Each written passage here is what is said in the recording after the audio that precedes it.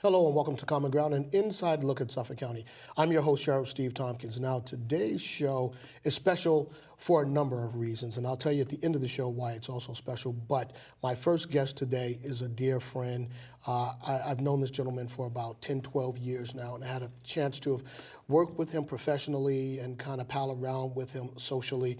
He's a great guy. He's a great civic leader, and he's just all around great for the city of Boston, and that would be our new mayor, Marty Walsh. And Marty is, as everybody calls him Marty, and it's funny because I have to remind myself to call him Mr. Mayor or Mayor, but Marty is one of these guys that really cares, that has come up through the ranks, that is a hometown guy from Dorchester and really gets it. When I talk about really gets it, I'm talking about what makes community vibrant and strong and meaningful to both you and yourselves. I mean, you and I, pardon me, and your families. So without any further ado, before I trip over my tongue again, Mr. Mayor. Thank you, Sheriff. Thank How you are so you, much pal? for coming on. Now, it's funny because you've been on the show a couple of times Yeah. as a state rep. Talk to me about the transition from your past life as state rep to mayor. Yep. The first couple of months, it was really fast. It still is fast, but it was, in the legislature, it's more deliberatory, and you sit down, and there's always tomorrow. As mayor of the city of Boston, it's right now, this moment. But it's, after the first 2 months figuring it out a little bit, we settled in nicely. We have a nice team growing. We still have a lot of pieces to put together, but it's moving along. We're starting to see some things happening, and we're talking about a lot of different issues. And we're going from the giving the speeches and the fancy slogans to actually getting into the meat and potatoes of the job and actually the work, which is great. So when I was appointed to the sheriff's position last year, what I often said to people is I didn't read the small print before I took the job.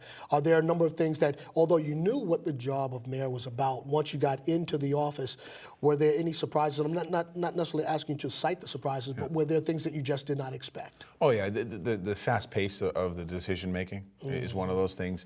I probably didn't read the small print either, but it's the fast pace, making sure really as you're picking people to work for you and work with you, making sure you really think it through to see how they fit in with the office. Right. As a state rep at the height of my my employment, I had 7 people working for me.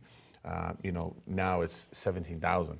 So, I don't have a control over everybody bringing people in, but when you talk about building a team around you, it really is making sure that the different pieces fit and that people have different views. And don't be intimidated by hiring people smarter than you. I mean, I'm not, mostly everyone I've hired has better degrees and a lot more educated than I am, and I think that's important for government to move it forward. So let's jump right into the issues, and I want to begin with affordable housing. Yep. The city is growing. I arrived here in the late 70s, early 80s, and the city has changed remarkably. But one of the things that has happened is low-income housing, moderate-income housing seems to be going the way of the dinosaur. Yeah. And what we lose when that happens is all of this great talent that comes here to go to school but cannot afford to stay here. What is your administration doing to address affordable housing? Yeah, we're losing a lot of people. And actually, I looked at a plan the other day, a study the other day that showed that this region, and when we talk about region, there's about 10 or 11 cities in this area of Eastern Massachusetts. We need to grow. When I say Eastern Massachusetts, I'm talking, Revere, Malden, over to Boston, and those towns. We need about 110,000 units of new housing in the next 10 years, which is significant. That's about, let me think, 15% of the city of Boston right now. So we have to continue to move and create more housing. We have a task force that's put together now. It's been reported in the paper a few times of how do we create this middle-class workforce housing, along with, and doesn't mean we're not going after low income as well. We're working on low income, but we have to find a niche to keep talent in the city of Boston. The people that work in the jail and the House of Correction for you, a lot of those folks are being forced out of the city because they can't afford to find a place in the city. That's right. So we need to find more places in the city of Boston. We're looking at our vacant lots. Can we build 2- and 3-family homes on them? We're looking at can we build larger complexes with moderate income housing in the city of Boston? And hopefully we're going to come up with a plan in the next couple of months that's actually going to start to see some benefits there.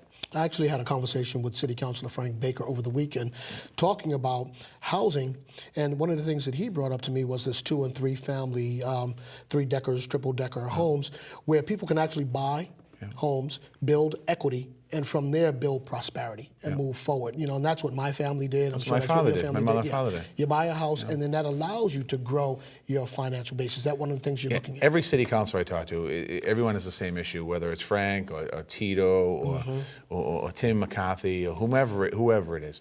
They all have the same. Billy Linehan in South Boston. You have Charles Yancey in Mattapan. It's all the same. The district councilors, they're getting bombarded with requests for moderate housing, as are the citywide guys and ladies. It's really something we have to come up with a better plan in the city of Boston. I know the past administration put together a plan of 20,000 new units by 2020. That's great. We have to pay for it. So we have to figure a way of paying for it. And it can't be public money. But we can certainly use public land, and we can use tax incentives, I think, to be able to move this housing forward. Now let's shift from that to education, because that's the second burning issue. So you've got the home, you've got the family, you've got to educate your kids. How are you going? How's the search going for a new education superintendent? And what are you looking for in the next superintendent? The search is going good. We extended the search to the end of the year. John McDonough is going to stay on board until the end of the year. He's a great guy. He's made some good changes. What I was disappointed with, we had some community meetings. Only about 300 people showed up in total. So the energy that needs to be there hasn't been there, and I want to get people more excited about this. But we really need a leader who's more of a manager, somebody who can actually manage the system. And I think the system is so big. We have a lot of issues to deal with. We have some great schools in the city of Boston. I've had a chance to tour a lot of them, and a lot of them are doing great things. Some have great programs within the school, but we have a long way to go to really strengthen the schools. So I want to make sure that every neighborhood and every child in every neighborhood has an opportunity to go to school in their neighborhood if they choose, or if they can't go somewhere else. I don't care. I don't mind where kids go to school to learn, as long as every neighborhood has a good school. And we're focused on now. We have an advisory committee looking at pre-K. By 2018, we want to have 100% pre-K, universal pre-K in the city of Boston, whether it's through the school department or through a nonprofit. So we're working towards that, because it shows that if you get a young person in school early, their brains formulate at a different pace, and the better brain structure, which will improve their grades as they go on. We're also looking at reforming our high schools. We need to make sure that our high schools are reformed. There's a lot of talk around Madison Park, and there's been, I think, 3 headmasters in the last 4 years. We need to stop that. We need to continue moving forward now and put the structure in Madison Park that's needed, so that Madison Park can be a successful school. And that there's other schools like that, but we have successes as well. We have, over in Charlestown, you have a couple great schools, the Elliott and the Harvard Kent. The Warren Prescott and the Harvard Kent. North End, you have some great schools. In Dorchester, you have some great schools. So we just got to continue that good momentum. So I'm one of the trustees over at Roxbury Community College, and I like what's going on around the conversation of bringing RCC and Madison Park together. But one of the things that I'm really high on is looking at vocational education. Now, I'm old enough to remember high schools that were strictly vocational education when I grew up in New York City. What's your take on vocational education? I think we have to have VOTEC schools, VOTEC programs in every high school. Because every high school. Not every kid is going to go to college. It would be great to say that even in the top-notch schools in the country, not every kid wants to go into college. So we have to prepare them for a career or a pathway to college. And that's what our goal is in the city of Boston. That's what our goal has to be in the city of Boston. And so we're working right now on implementing a program. It won't be for this coming school year, it'll be for the one after. But bringing back trades. Trades used to be in every school in Boston at one point, probably like New York. There were a lot in New York, but I didn't know they were in every school. Every high school had a trade associated with it. So we got to continue that program and get those programs up and running. Because we have a lot of kids that have gone through the school system, and right now they're heading into 8th, 9th, 10th grade. They are a little behind academically. It's going to take a little time for them to catch up. So while they're catching up, we have to provide them with some type of trade. And it doesn't necessarily have to be a construction trade. It can be something in the high-tech field, biotech, banking industry. There's things we can do. Well, it's interesting because we've placed a heavy emphasis on vocational education at the Sheriff's Department, but in addition to carpentry, we're looking at landscaping, custodial maintenance, painting. That's right, when you came by, that's right. And I'm going to touch on that in a second, because you did something when you came by speaking to a group in our recovery unit that was very impactful, and I'll get back to that in a second. But we found that when you teach a person how to basically fend for themselves, take care of themselves, they can go forth, do that, and take care of their families. Well, they have something when they get out. And it's the same as when you teach kids in school. They have something when they graduate. And they have to have some sense of accomplishment. The diploma is beautiful to have if you're going on to college. But if you're not going on to college, that diploma is not getting you a job unless you have some type of training. So we have to really focus on that a little more. And also, one thing I'll say here, and hopefully a lot of parents are watching this, have faith in the school system. Part of the reason why the school system's underperforming, because some of the parents, the strong family units, they're not sending their kids to the schools. If you send your kid to the school and get active, you can change the system. And we need help there. We need help. We need parents to be mentors to other parents. Right. So I ask people all the time, please have faith in the system and send your kids here. If you don't like it, you can pull them out. But I'm telling you, I think you'll be surprised. So, you know what, one of the things that I remember as a kid is neighborhood schools. Yeah. My elementary school and my junior high school, middle school here, but junior high school in New York City, were within walking distance. Yeah. And so that allowed the families to stay connected. Yeah. And your neighbors, you would know your neighbors down the block, and that helped build community. Yeah.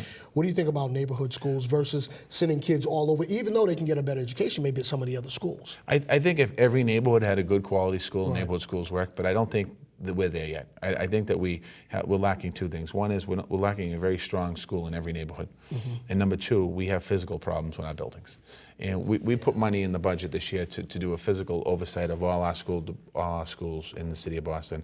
We have 122 schools. Many of them were built prior to 1930. A lot of them were built during the 70s. They're not in top shape. Actually, the schools built in the 30s are in better shape than the schools built in the 70s.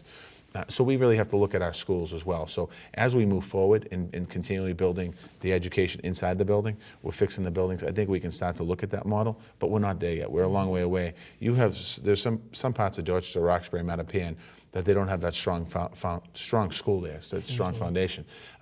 It's not fair to the people in that neighborhood if they don't have it. And then places like West Roxbury, they don't have enough schools. And I think we have to create more schools. So really, there's been no emphasis on the shift of population where the young people are.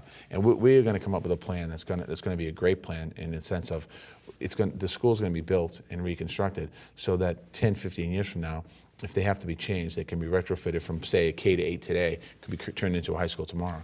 So we're going to be looking at all that. So you mentioned a moment ago coming to visit the Suffolk County Sheriff's Department, and he did, and it was a great, awesome visit. Before I talk about your visit there, when you first became mayor, the number of shootings and death by gun ticked up. Yeah. But then my understanding is that it's gone down. It's gone way down. The first 2 months was tough. I think the first 2 months of the year we had about 15 shootings, murders, I should say. Since that point, I think we've had about 6. For the next 3.5 months, shootings are down. Although the other day there was another shooting in Uplands Corner area. We instituted a gun buyback program. We've taken over 350 guns off the street through the buyback program. And there's no end date on that, yes? No end date on that. That's just going to keep going forward. No, we're going to keep moving on it. It's $200 a gun. If somebody knows somebody who has a gun in the house, call the police. They'll come take it. They'll give you $200. Many of the guns that we've taken off the street have been semi-automatics. We've got some rifles, some shotguns, actually an Uzi. So we're able to take some of those guns off the street. And through the police work, they've taken another 150 guns off the street. So we have about a little over 500 guns off the street this year. Last year we took 667 total. So there are plenty of guns in the street we have to take off. So that's one tool. Another tool is working with the community, and we need the community to step up. There's meetings every night, and I don't want to be sending people to your jail. Right. I'd like to put you out of business, and I think you want me to put you out of business. It's kind of so we have to do a lot more. We instituted a lot of programs now. We're trying to get many thousands of summer jobs for young people. We're trying to get into the minds of some of these kids that have the guns and really trying to turn their life, and in some ways, their cultures around. Speaking of summer jobs, just as an aside, we're going to follow the city's lead, your lead. We're actually starting a youth academy this summer. For summer jobs, we're going to bring in 25 kids from throughout Suffolk County, and we're actually going to have them in a uniform, khakis, in a shirt, and have them mirror the different departments. And when you go into a correctional facility, Mr. Mayor, it's like being in a small city. Everything that goes on outside the walls goes on inside the wall. And what we're trying to do is get kids interested in law enforcement, get them interested in corrections. And we think that if we start with junior and senior high school students, it's a good way to get them ingrained into the system. I think that's important. I mean, even what you've done, when I went over to visit the jail the other day, seeing the programs you had in the shop, I was in the shop with you, and I saw the building the planters for the urban agriculture outside, watching all this stuff going on. So everything that we're doing in communities, you're doing in prison. I know you have some great programs over there, and you're really focused on reentry. And really, part of the issue of crime is working together on the reentry piece, because some of these people come off the street, they're bad people, they go into jail, and they come out worse. Yeah. And we need to try and, when they're there, capture, while you have them captured, literally work on them, so when they come out, they have something to look forward to. And we need to make sure when they come out, there's something there for them. So, one of the most impactful moments in that visit was when we stopped by the recovery unit and you addressed the men in the recovery unit, and you came in, and what you said, and I'll never forget this, you talked to them about your life experience, and you said 18 years ago, you entered into recovery. 18 years later, you're the mayor of a major urban city. Not to say that they're going to grow up to be the mayor of a city, although it's possible. You never know. What you were saying basically is, if you stay sober, stay clean and sober, anything's possible. Yeah. You can get I saw anything one of done. one of the people that were in jail. Did you? Afterwards, yeah, I saw him out one day, and he came up to me and said, I heard you speak, and we talked, and he told me he was South Bay, and I said, good for you, how you doing? And so he got a message inside, not saying it was me, but he got a message in there because he, at the time, hopefully he still is, was sober, and hopefully, people do get scared straight, Right. and sometimes people do hear a message in funny places.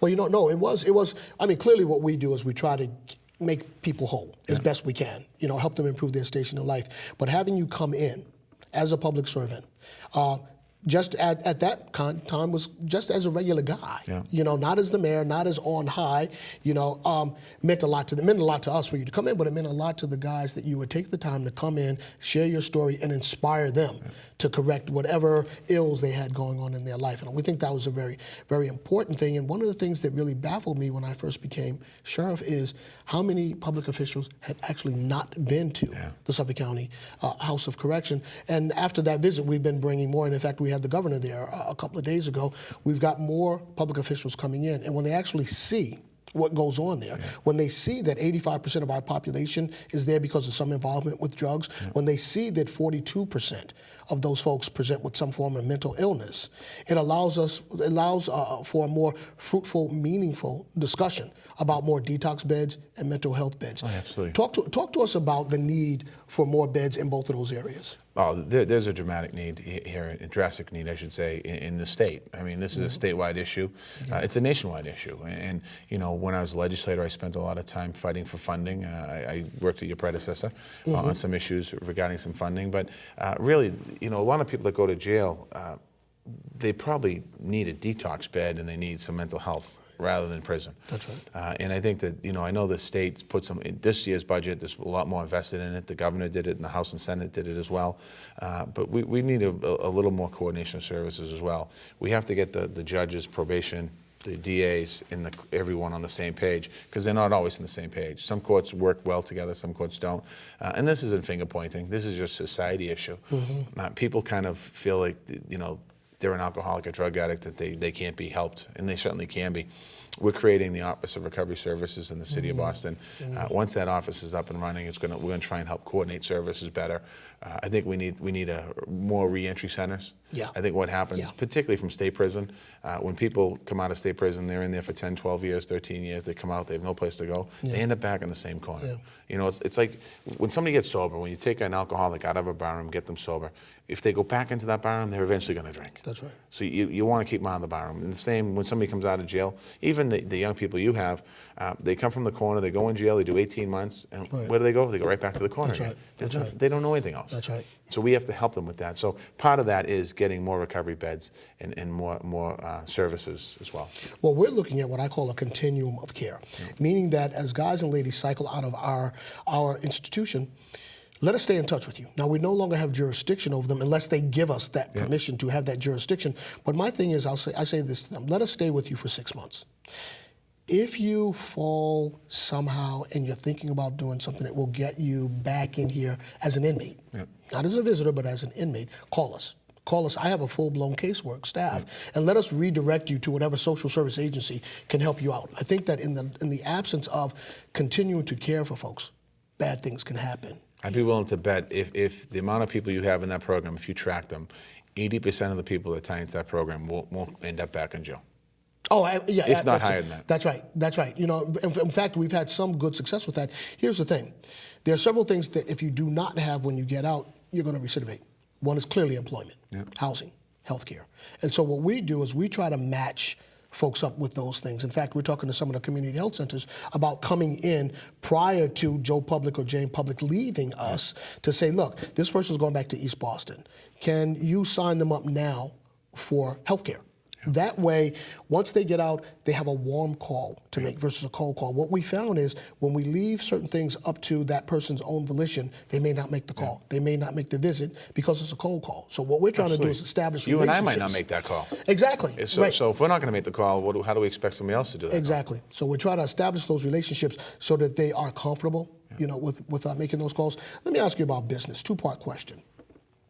On one side of the coin, what do you do when you're talking to business about remaining in the city of Boston versus leaving the city? And the second part of that question is, what are you doing to attract new businesses to the city? Let's start with, what do you say to businesses to remain here if they're thinking about leaving? One of the things that we were doing is trying to cultivate businesses. I'm meeting with businesses. John Barros is meeting with businesses, my chief of economic development, and really telling them that we want not only just stay here, we want you to grow in the city. And I think we're sending very strong messages out to the business community that Boston is open for business, that we're looking for, as you grow here, you grow within the city limits. That's a key component. The second piece is also going out and trying to attract new business here. John Barros right now is in Israel with the governor, and the governor's been criticized for going on trips, but that's a way to build business development. The company Primark, which is a European company from Ireland, decided to come to Boston for their first United States business. They're going to be in the Filene's building, the Filene's building. They're going to take 4 floors, 70,000 square feet. They're a retailer. They're like a Filene's or Jordan Marsh or Macy's or whatever it is. Jordan Marsh, there's a name from the past, right? I drove by today, that's what I was thinking of it. Of Europe. Now they're here in Boston. So it's important for us to build those relationships and build those ties. I'm also working with some other companies that do some manufacturing out in the 495 area. I want them to come to Boston, and they're interested in coming in. So it's about it's like almost like running for mayor. It's one company at a time. You call them, you let them know that you care about them. You let them know you like to see them come here. And the more opportunities for business employment we have, the better it is for the economy. In Boston now, we're building a lot of rental units, high-end rental units. Right. We need more business here. Yeah. Early on, when we first began the discussion, we were talking about populating your staff and the people that are going to work for you in City Hall. Talk to us about where you come down on diversity of that staff and how you grow the folks that you bring in so that they become our future leaders. Yeah. I think one thing that people asked me during the campaign, what do you want your legacy to be? And I said, well, I don't know what my legacy is going to be, but one thing that I want to do is build a strong farm team. And you start not necessarily at the top, but you start with a good foundation. Right. And we've done that. And we're also working from the top down. Our numbers, diversity numbers, we start at the police department. We're able to go 50% of the command staff, people of color. Willie Gross, the first black deputy superintendent in the history of the Boston Police Department.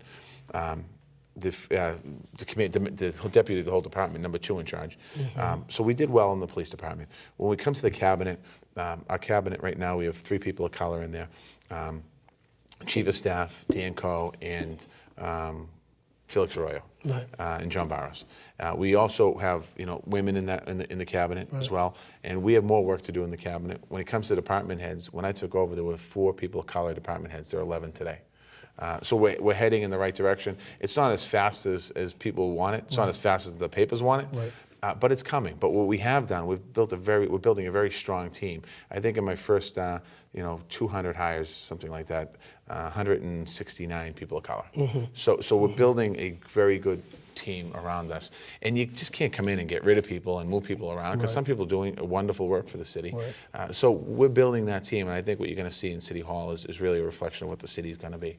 Well, and that goes back to leadership. Yeah. What I mentioned a moment ago about when you have that farm team and you give folks to really get their legs up underneath them, then they can move up that ladder one rung at a time. Absolutely. And you can't just, when I first became sheriff, I surrounded myself, frankly, with people that I knew. Okay, because I had to have a comfortability factor because I was going into a new environment. Although I'd been there for a while, it was still new to me being sheriff. And what I needed to have was people that I knew understood the way I thought, and I understood the way that they performed. And that just offered me a comfort level. No, you're right. And, there was a gentleman over there, Keith Williams. He was working in ONS. He was the number 2 or 3 guy over there. And when I came in, he became the head of small business for the city of Boston. So he got a promotion. Jerome Smith, who was another person who was worked in Office of Neighborhood Services, then left when became Chief of Staff for Mike Ross. Then he left there, went over to work for Terry Murray. Now he's running my Office of Neighborhood Service in the city of Boston. So a lot of those young people went through a system and became leaders. And we have so many other people. Alejandro St. Gian is the head of the Office of New Bostonians. Alejandro is doing some great work. Trin Nguyen was over at the Boston Housing Authority. I took her over to work in office. So we have a lot of good talent coming into the city, and we're going to continue that talent. And you know, it's going to take time. You know, I've been in for about 5.5 months now as mayor. I think we've made some good movements in it. We certainly have more to do. I'll never say I'm perfect, but we have some more to do. But I'm encouraged where we're headed. So listen, I'm out of time, unfortunately. I mean, I can sit here and talk to you all day, but what I want to say is this. I knew you when you were a state rep. I've known you for 12 years, and I applaud what you're doing, and I applaud the way that you're doing it. And I'm not saying that just because you're sitting in front of me. I think you're being very deliberative. You're taking your time to address the issues, to address your staff, and to really let the citizens of the city that you govern know that you're serious about this job. This is not a lark, something that you just wanted to do as a child, and now that you've got it, hey, great. You're really invested. We see you all over the city. I trust that you're getting rest and eating properly. I know I'm not eating properly, but yeah. Getting some rest. But I want to thank you for coming on. I know you've got a crazy busy schedule, so thank you for stopping by. Thanks, Sheriff. Thanks for having me. You take care of yourself, Thanks, Mr. Mayor. Thank you. All right, folks, we're about to go to a break. So, look, if you got to run and get some soda pop or some popcorn, do that real quick. Come on back, and we've got more good conversation for you on the other side. Please do stay tuned.